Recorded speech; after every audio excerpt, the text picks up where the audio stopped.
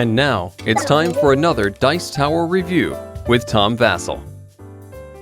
Hey folks, today we're going to be talking about Shadows over Camelot, the card game. Now, Shadows over Camelot is a game that I have lauded for a long time.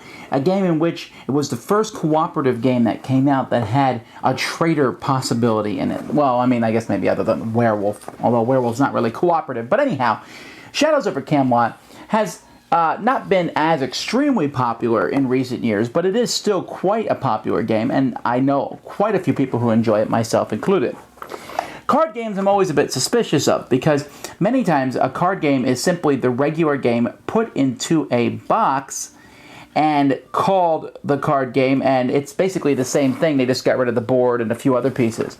Other times the card game is a fun game, but is pretty much, only related because they decided to call it the same name. Which one of these is Shadows? Let's look.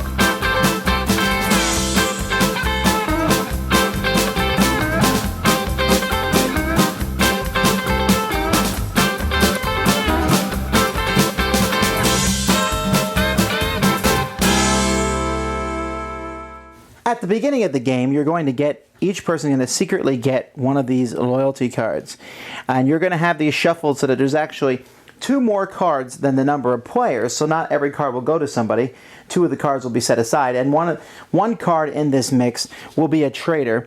Maybe 2 if you're playing with a full complement, and everyone else will be loyal. So you need to keep this secret. Now, the traitor wants everyone to lose the game, while the loyal person wants everyone to win the game.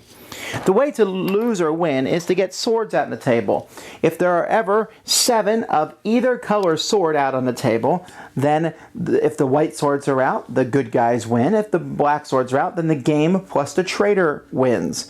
If it's a tie, ties always go to the traitor because, well, he's that kind of a jerk.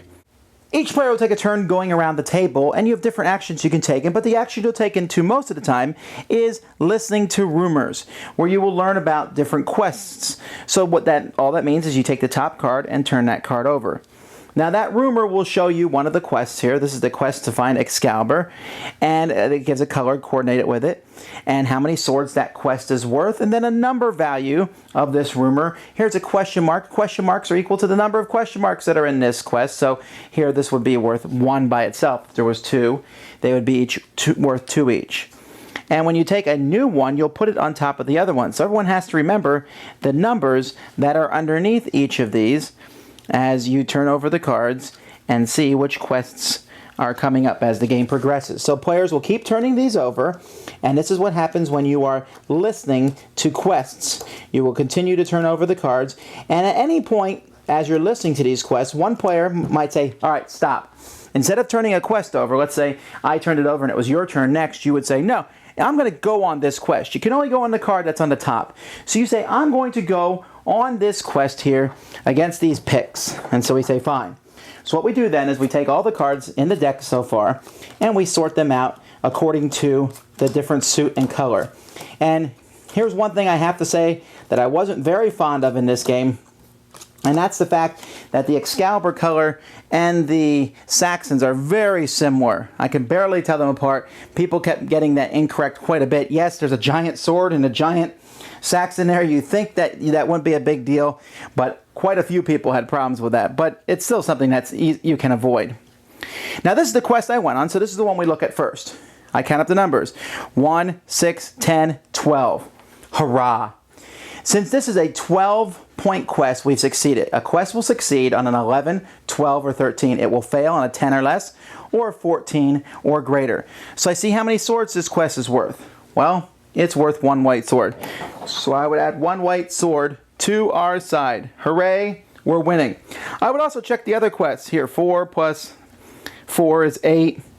That's just 1, that's 1. Here I have 4 plus 4, 8 plus 4 is 12 plus 2 more is 14. Oh man, that one went over.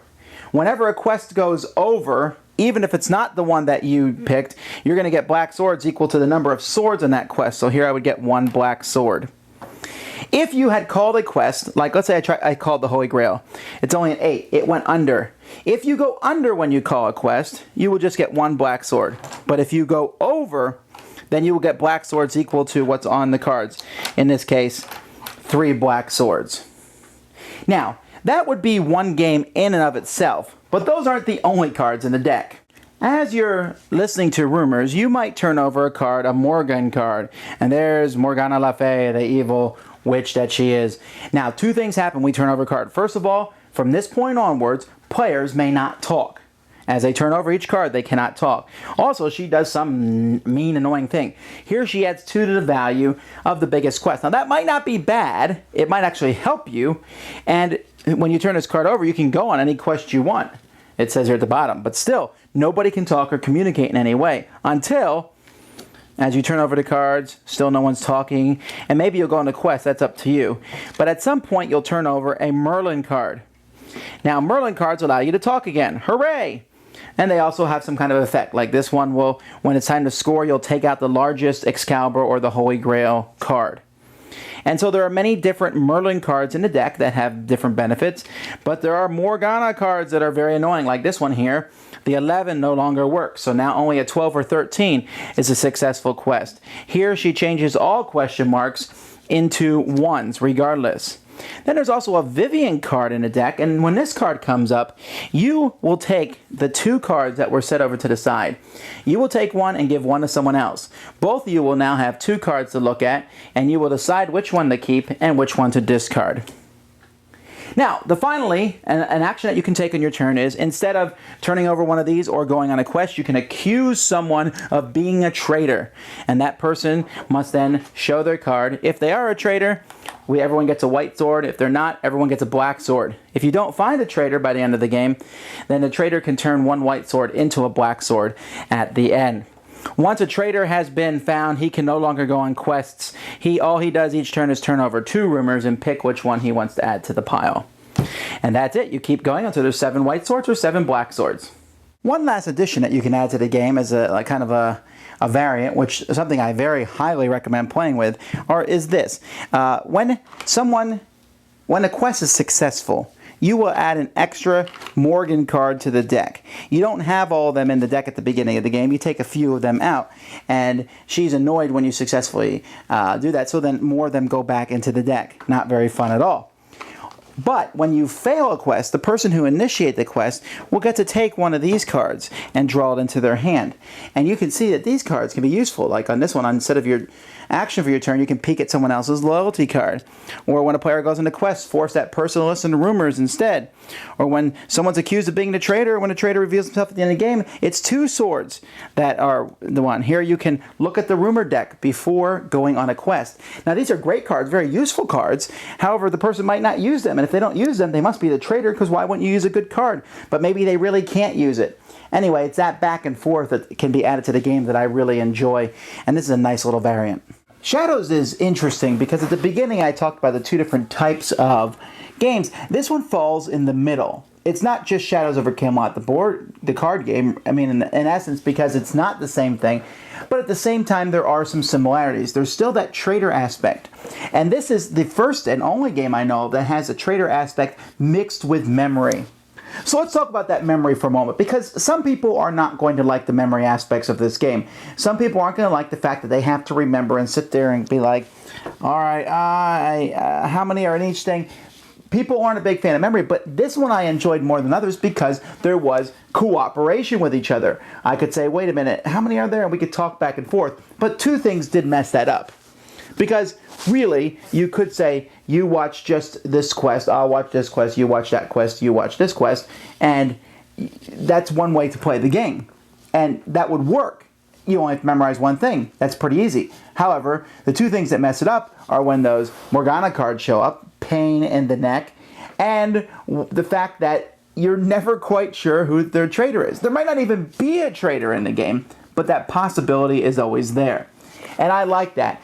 The whole point of finding the traitor is not as critical as it might have been in Shadows over Camelot, but it's still there, and you're never quite 100% sure that people are doing what you want them to do. And if someone goes down the wrong quests, then you can pretty much guess, or someone makes a mistake, they're going to have to sit there and say, look, my memory's not very good. Everyone else is going to be saying, no, it's not your memory, you're the traitor. And so that makes this game a lot of fun. So I'm not a huge memory person, someone who likes games, but I'm really enamored with this. A couple other things about this. The number of players, which can go pretty, all the way up to 8, I believe. What does it say on the box? 1 to 8. I haven't played with the full amount, but I have played a game, 1 to 7. I have played a game where people have left the game or have joined the game, and that has worked fine.